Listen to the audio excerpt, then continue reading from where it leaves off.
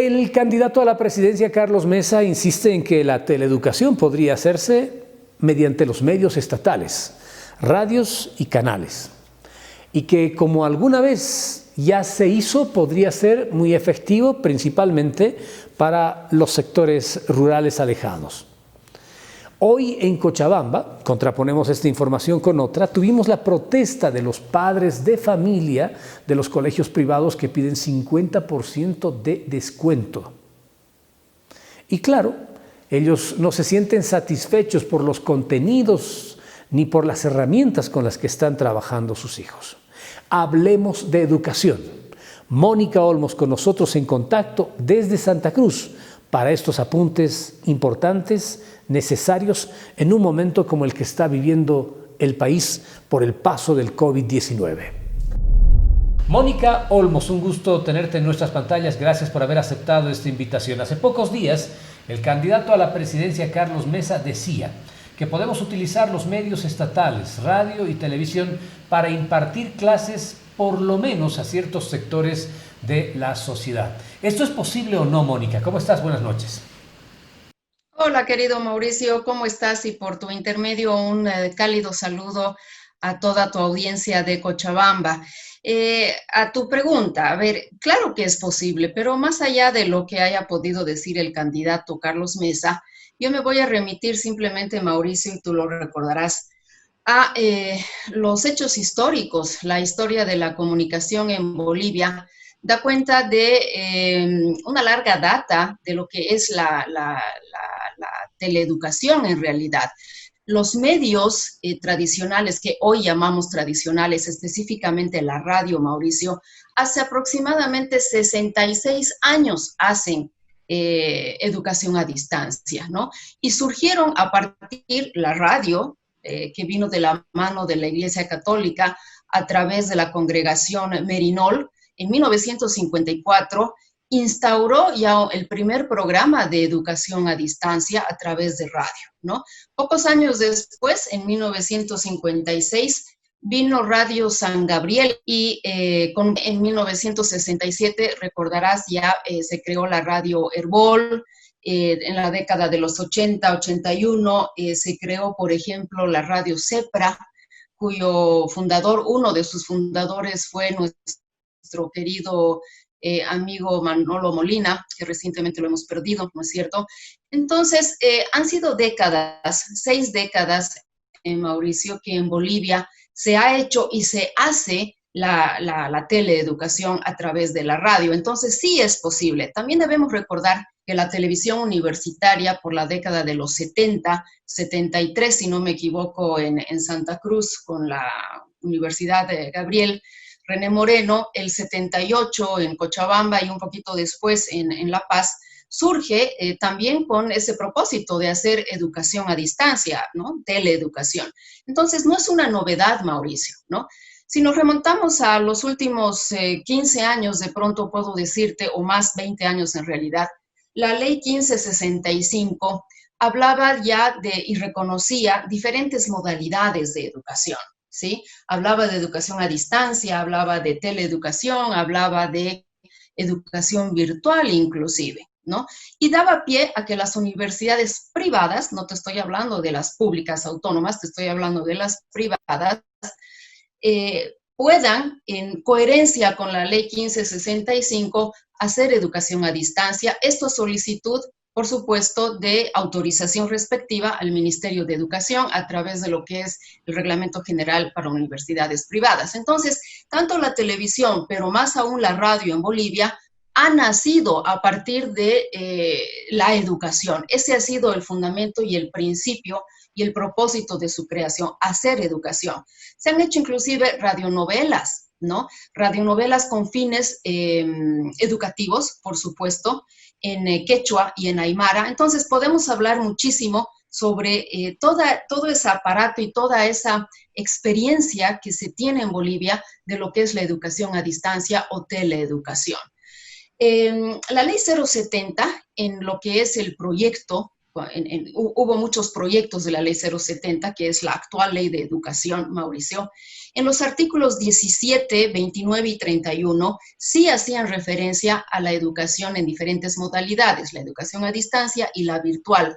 Pero date cuenta que la educación, lo que ya es la ley, lo que quedó inscrito, impreso en la ley 070, no habla de otras modalidades. Es por eso que hace el 6 de junio, ya es exactamente un mes, va a ser un mes con mañana, el ministro Cárdenas tiene que emitir un decreto supremo reconociendo estas modalidades que a partir de ello, pues, le dieran pie a la redacción de los diferentes reglamentos específicos que pudieran viabilizar la educación a distancia, ¿no? Pero de que se puede y se ha hecho muy bien, Mauricio. Es importante este aporte histórico que haces, Mónica, porque nos remonta a distintos momentos en los que principalmente se ha intentado llegar a poblaciones muy alejadas, donde evidentemente las condiciones no estaban dadas, y se han implantado estos sistemas de educación muy interesantes y algunos de ellos hasta muy exitosos. En esta coyuntura, en lo que estamos viviendo, pensar en los medios estatales como medios de educación, ¿para quién, Mónica? Para aquellos miles de estudiantes que no tienen acceso a un internet, que no tienen acceso al Wi-Fi, que las promociones que en todo este tiempo ha hecho, por ejemplo, Entel y otras empresas, no son accesibles, ¿no? Y que se han quedado sin educación, que este semestre no han tenido clases por no poder seguir el programa de la educación virtual, si es que hay algún programa, ¿no? Entonces, para toda esa gente, sí es pertinente, hubiera sido muy interesante que el gobierno apele a la educación a distancia, es decir, a la radio y a la televisión. Debo recordar también que Bolivia tiene todo un aparato y un marco normativo y reglamentario que le permite hacer esto, Mauricio, ¿no? Por ejemplo, Bolivia TV seguramente es una de las señales televisivas más poderosas que hay en Bolivia y que llega hasta el último rincón del territorio nacional. Hay que hacer contenidos, hay que desarrollar contenidos, hay que alinear lo que es una currícula de formación presencial con lo que sería la virtual. Seguramente hay que fusionar contenidos, hay que destacar otros contenidos. Seguramente habría también que fusionar niveles, ¿no? Ciclos formativos. Es decir, no vas a hacer programas para primero, programas para segundo, programas para tercero de primaria y así sucesivamente. Seguramente habrá que fusionar contenidos, ¿no? Entonces, ese trabajo de diseño curricular no se lo ha hecho Mauricio y ojalá se lo pueda hacer. Yo he leído que durante todos estos meses ha habido la voluntad del ministro Cárdenas y también de la exministra de Comunicación, ahora viceministra, que han habido ofrecimientos de manera pública donde iban a haber convenios interministeriales, ¿no es cierto?, y que incluso la ministra, exministra Fernández ponía a disposición de Bolivia TV para que el ministro Cárdenas pudiera utilizar este recurso para hacer teleeducación. Yo no entiendo cómo no la palabra virtual, es decir, es una ley que no habla de educación a distancia y eso es lamentable. Hoy he vuelto a leer la ley que está aquí, ¿no? Y no menciona otras modalidades que no sean la presencial. Yo me acuerdo también que en coherencia con esta ley, el ministro de Educación ha prohibido el uso del celular en el aula, ¿no? Y ahora estamos viendo que el único recurso o el más importante de educación que tienen los chicos es su celular. Evo Morales ha montado también toda una estructura. No te olvides que la ley 070 se pone en vigencia a partir del 2013, el mismo año que se instala el satélite Tupac Katari. El satélite es un satélite exclusivamente para telecomunicaciones y uno de sus grandes fundamentos, Mauricio, es la salud y el otro, la educación. Si tú revisas la prensa, te quedas estúpido de poder, en realidad, de darte cuenta, de evidenciar que el papel aguanta todo, ¿no?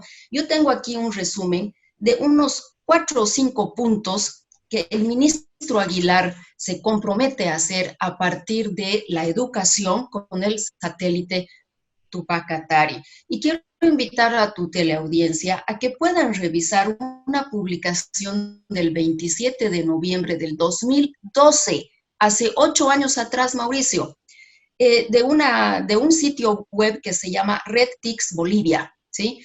Es donde el exministro Roberto Aguilar de Educación dice 5 puntos. Dice, vamos a crear, por ejemplo, un canal para hacer teleeducación. Cosas así, ¿no? Y eso es el 2012. La ley se implementa el 2013, pero si tú lees la ley de educación, no menciona siquiera la teleeducación ni la virtualización de la educación. Esas son las incongruencias que uno encuentra. O sea, ya sabíamos que íbamos a tener un satélite de telecomunicaciones, pero no teníamos una ley 070 alineada a esa tecnología y no la hemos actualizado. Ha tenido que venir Víctor Hugo Cárdenas muchos años después, 8 años después, a sacar un decreto supremo para poder viabilizar, ¿no? Y hacer legal la teleeducación y la educación virtual. Otras modalidades a las que hoy tenemos que echar mano debido a la cuarentena y a la no presencialidad. Ahora bien, también quiero recordar que hace 5 años se crea la agencia, aquí tengo Agencia de Gobierno Electrónico, ¿no? AGETIC, de Tecnologías de Información y de la Comunicación. La AGETIC, esta agencia que tiene uno de sus objetivos justamente fortalecer la teleeducación y todo lo que es en realidad la generación de tecnología que vaya en potenciamiento del gobierno, Mauricio, está a disposición. Entonces yo también me pregunto, si tenemos el satélite, tenemos la agencia, ahora tenemos el decreto, ¿por qué no hemos sido más efectivos? ¿Por qué no estamos siendo más efectivos? ¿No es cierto? Hace 124 días, Mauricio, se ha cortado la educación presencial, ¿sí? Ha tardado el gobierno 44 días en crear o anunciar, por poner en marcha su programa de capacitación de maestros. Bien, yo aplaudo esa iniciativa, pero no puedes demorarte 44 días, Mauricio. Tampoco puedes demorarte 84 días para hacer un decreto supremo que reconozca la virtualidad, ¿sí? Y tampoco puedes tardarte 125 días que se van a cumplir mañana para hacer la reglamentación específica que te permita evaluar contenidos de aprendizaje, que te permita gestionar un currículo, que te organice, que es lo que están esperando las universidades y los colegios, ¿sí? O sea, 4 meses se han ido, más de 4 meses, lo que significa un semestre lectivo, ¿no? En hacer nada, en normar y en reglamentar. Ojalá esté mañana, Mauricio, pero quiero decirte que esta semana los colegios están acabando clases, aunque creo que han dicho que ya no va a haber vacaciones, lo que me parece una barbaridad, pero se han demorado 4 meses en reglamentar algo que no era tan complicado, Mauricio. Ahora, Mónica, evidentemente por el uso de la tecnología en muchos hogares, por la accesibilidad al Internet, se ha podido subsanar todo esto que nos ha dejado la pandemia. Pero hay muchos hogares en Bolivia donde no se ha avanzado prácticamente nada en todo este tiempo del paso de la pandemia. Para estos sectores, ¿el año está perdido, Mónica? Mira, y yo pienso que sí, pero es una respuesta especulativa. Sabemos qué está pasando por proximidad, por experiencia propia, porque uno escucha, porque uno hace sus sondeos, ¿no es cierto?, un poco empíricos respecto a la educación privada, ¿no? Pero lo que pasa en la educación pública es una gran incógnita, Mauricio. Nadie dice nada. Y en realidad no creo que lo digan. No creo que el ministro Cárdenas ni nadie de sus técnicos tenga la capacidad autocrítica de decir, esto es lo que ha sucedido este semestre en la educación fiscal, ¿no? Porque son ellos los directos responsables. Entonces, hay tanto hermetismo, hay tan mala comunicación, y es tan lenta la gestión del Ministerio de Educación que dudo que hayan hecho hasta el momento, Mauricio, una evaluación de medio término de lo que es esta gestión en el fiscal. Como te digo, podemos intuir, podemos adivinar lo que ha sucedido en la educación privada, que tampoco es una sola, ¿no? Hay algunas universidades, como comentábamos la anterior vez, que no les ha ido tan bien. Y han tenido nomás que apurarse y apresurarse, ¿no es cierto?, para no quedar tan atrás. pero evidentemente hay una brecha muy importante entre lo que se ha hecho en la educación privada de lo que se ha hecho en la educación pública. Yo creo que si hurgamos, Mauricio, nos vamos a encontrar con sorpresas, lamentablemente. Y para ese sector es que está la teleeducación, ¿no? Entonces, a mí me sorprende realmente que no se haya actuado más rápido. ¿Te acuerdas que yo te comenté que en el Perú, por ejemplo, han instaurado en 12 días a partir de la no presencialidad, de dictar la cuarentena en el Perú, ya tenían su programa de teleeducación al aire, ¿no? Lo propio en Uruguay, en Chile, en Costa Rica, es decir, son países de la región muy similares a los nuestros que sí han podido. Nosotros 4 meses y yo no veo un programa de teleeducación en la televisión, Mauricio. Y esto es preocupante. Ahora, claro, todos nos preguntamos, Mónica, ¿qué va a pasar de acá en adelante? Porque evidentemente la mayor parte de las familias están a la espera de que vayamos recobrando la normalidad, de que podamos volver a las aulas, lo cual no va a ser, tú lo has dicho muy claramente, no va a ser muy pronto. Se habla por lo menos de diciembre y aún los medicamentos y las vacunas están lejos de llegar acá y el sistema, lejos de comenzar a descolapsar, se complica a diario en las ciudades del país. Pero, y de acá para adelante, ¿qué hacemos? Porque, bueno, muchos dirán, estamos preparando todo este ámbito de la teleeducación y será hasta diciembre, enero, febrero, pero después vamos a volver a la normalidad y nos olvidaremos de esto. Esa es la pena. Aquí yo veo dos penas grandes, ¿no? La primera es que este primer semestre hemos escuchado a un ministro de Educación muy confiado en que cualquier ratito volvíamos a la presencialidad. Y ese es un problema.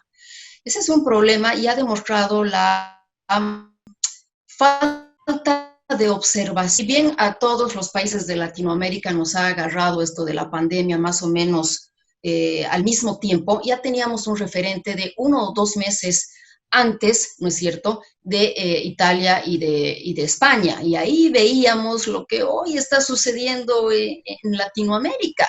Entonces, era nomás cuestión de no ser tan optimistas, ¿sí?, de ser más realistas, creo yo, Mauricio, y de prepararse mejor. Yo en varias oportunidades escucho al ministro Cárdenas decir, pues vamos a volver, en un mes vamos a volver, que estamos esperando que el Ministerio de Salud nos baje la bandera para el retorno. Y así se han ido pasando los meses y al final no se tiene una reglamentación hoy por hoy. ¿Qué va a pasar?